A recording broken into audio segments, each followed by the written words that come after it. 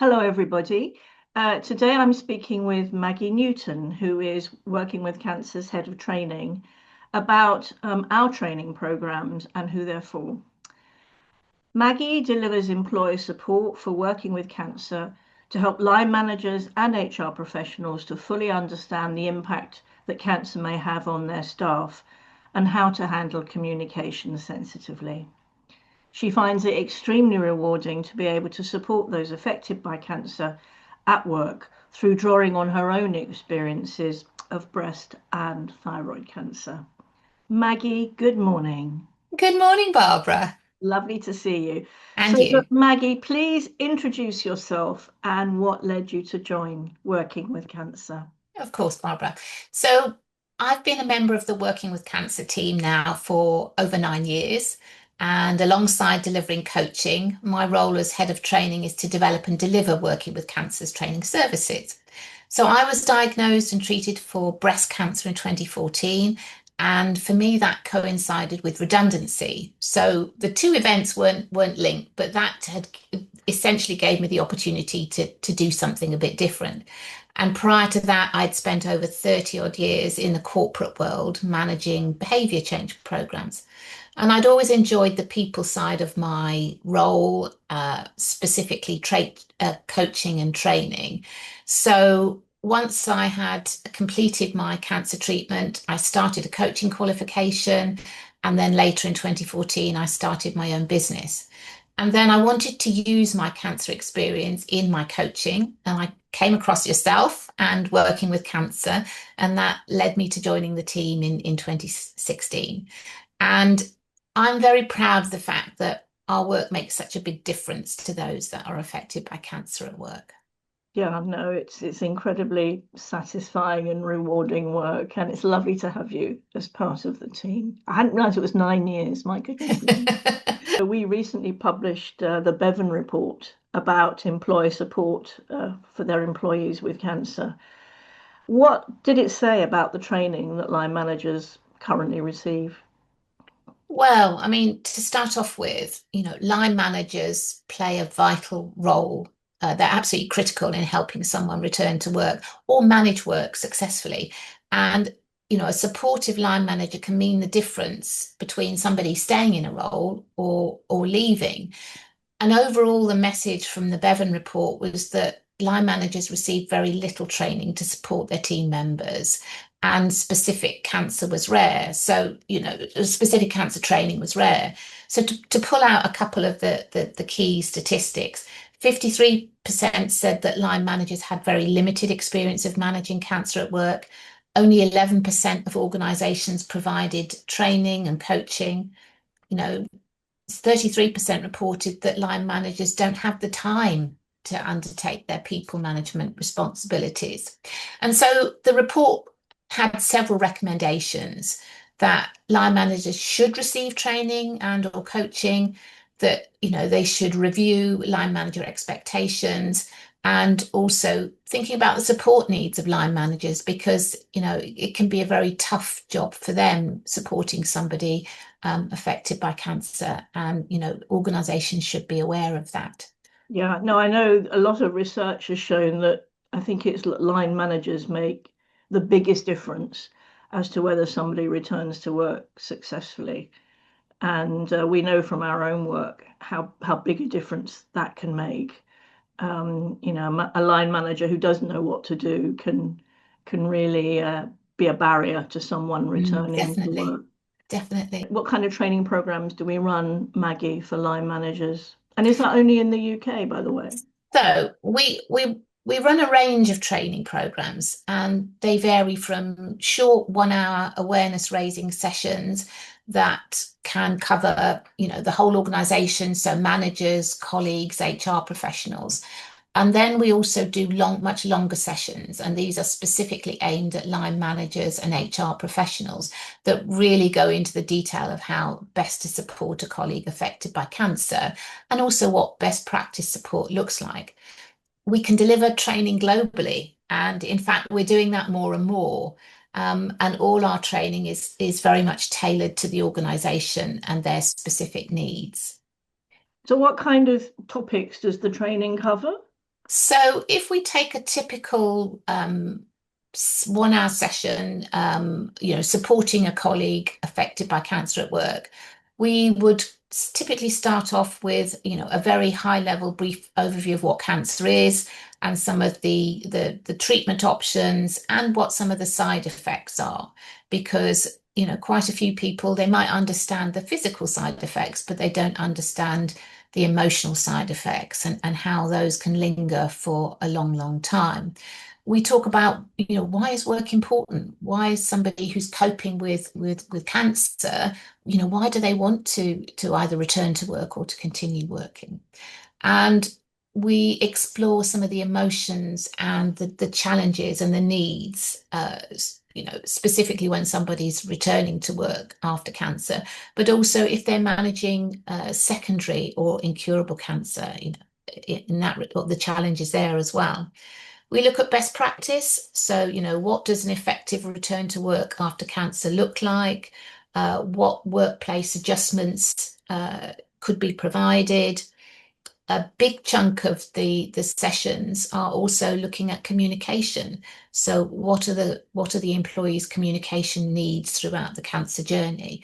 What can colleagues say? How can they help? What guidance can they offer? At the same time as protecting confidentiality. And we take a look at some of the resources, whether that's the individual company resources, working with cancer resources, but also, the wealth that are external resources that are out there. And we always try and have time at the end for questions. And then in a longer half-day session for line managers, HR professionals, we go into a lot more detail. So we include case studies and examples that are relevant to the organisation. And we offer practical guidance on how to have those difficult conversations. So, including, what to say, but probably most importantly, what not to say, how not to put your foot in it. And several times a year, we also run some free sessions for patients who've recently finished treatment and are preparing to return to work. And they always find those particularly helpful. So, as well as those, we also offer sessions that can cover carers, managing incurable cancer, and also providing support for team members. So, a very wide range of training and support that we can offer. Yeah, and of course, as a relatively small company, we're very flexible, so we can tailor to what organizations or individuals need, can't we? Absolutely, absolutely. Okay. And how many people do these sessions normally cater for, Maggie? Is there a limit? So there can be a limit. So most of the training that we deliver these days is virtual. So it's either via Zoom or it's via Teams, because it's a lot easier for organisations to manage, and it also means more people can attend. So we had over 1,500 attendees on a global session recently. So that really shows how many people you can reach. On our longer half-day sessions, we can also deliver those face-to-face if needed. And I suppose an ideal number for these is around about 20, because it means we can ensure the sessions are interactive, that people can ask the questions, they can share some of their challenges that they want answers on, and keep them as tailored as possible. And what kind of feedback have you had on these, Maggie? So we always receive very positive feedback after our sessions, and everybody comments on how useful they've been and that they've learned something. And at the end of each session, we always ask, what key things have you learned? And so most commonly, it's about how to have those conversations. So finding it really helpful that they know what to say, but also understanding that need for a longer phased return, and that recovery isn't going to be linear. So a lot of people will say, I hadn't realized that it could take my team member up to a year before they're back to sort of, back to where they were, or what their new normal is going to be. Yeah, no, that's really interesting. I think so many employers don't understand that very often the side effects of treatment don't really kick in in a big way until sort of active treatment's finished. And many patients don't realize that either. So they realize that what they're going through isn't some kind of terrible extreme reaction to their treatment. Yeah, It's kind of yeah, normal, which can yeah. be incredibly encouraging and helpful to people who are desperately worried about what's happening and why.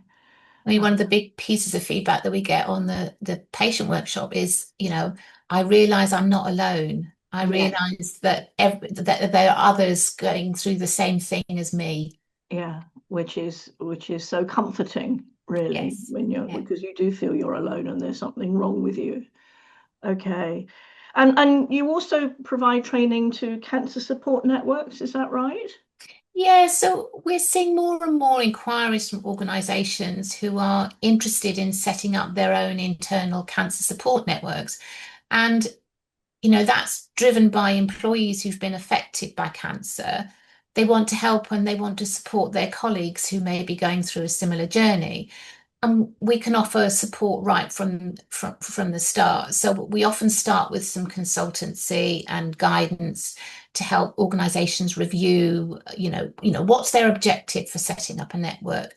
What resources do they have? Because often, there's a lot of goodwill to set up something, but the challenge can be how do you set that up practically? Yeah, And what's going to be realistic for them to sustain in the longer term? And some organizations want to set up quite informal groups that meet, on an ad hoc basis. But, we've worked with others that, want to set up and have set up a comprehensive cancer buddy system. And we can facilitate the sessions. We also offer training and guidance for buddies and can help organizations review sort of their networks further down the line. So it is a growing area of interest. yeah. No, I think it's really interesting how many organizations have come a bit late to this particular thing. So they'll have networks for people coming back from maternity leave, or they'll have menopause support groups, but they won't have a cancer network. And I think if they have the resources, even if it's only time to do that, it can be a very supportive thing to do. Brilliant. Maggie, how can people find out more about the training that Working with Cancer provides? So they can visit our website, which is workingwithcancer.co.uk. So they can find more information on there, and they can contact me via the admin at workingwithcancer.co.uk email to book a meeting. And what I would typically do at the meeting is go through sort of where they are now in terms of the training and support they offer. And outline details of our services, and we talk about what might be best for the organization. So it's a very individual and personal service, and then we go from there. Brilliant. Okay, well, that's lovely. Thank you so much, Maggie. It's been lovely talking to you today. Thank you, I Barbara. hope people listening in will find this of interest and will get in touch with us because there's so much we can do to support people in the workplace. Lovely. Thank you. Thank you. So I just wanted to say this interview has been recorded by Working with Cancer. If you'd like to find out more about our training services, please do get in touch with us either via our website, and I'm just going to share the how to get in touch with the website and a phone number that you can call. Thank you so much for listening today, everybody, and please get in touch with us if you'd like to know more. Thank you very much. Bye bye.